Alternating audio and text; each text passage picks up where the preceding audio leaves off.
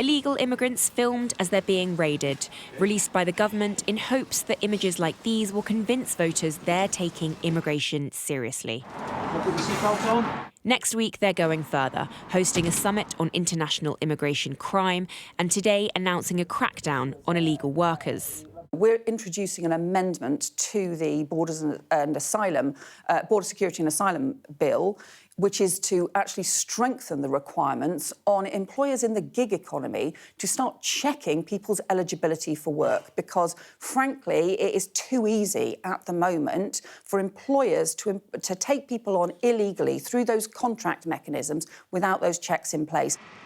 The summit, chaired by the Home Secretary, will host ministers and enforcement staff from 40 countries to discuss international cooperation, supply routes, online advertising and criminal finances. Even the European Union is developing its tools to be able to enforce its external borders. We have smugglers' networks that are human traffickers, that are criminals, that are dealing in human misery and pushing people on these boats. This is a challenge that the UK is facing, France is facing, all of Europe is facing, and we need to continue to cooperate, we need to continue to work together on this. The Conservatives say a lot of these crackdowns they've tried before.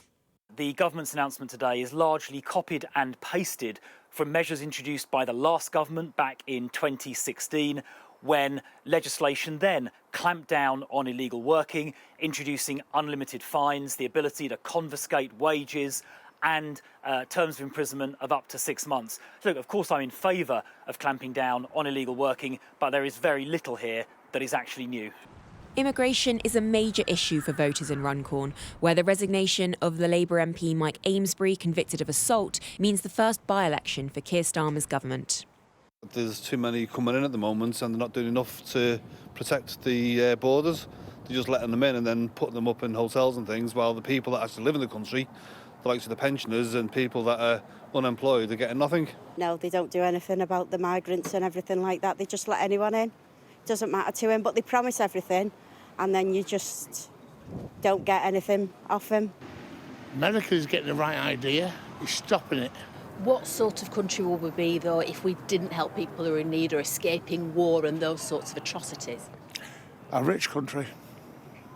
With 5,000 people crossing the Channel this week, next week the government will ramp up the rhetoric on this issue. Some backbenchers think to help win back support lost to Nigel Farage's Reform Party. The test now, though, whether voters actually believe them. Serena Bakar Singh, Sky News. And on your screen now are all of the candidates declared in the Runcorn and Hillsby by-election so far.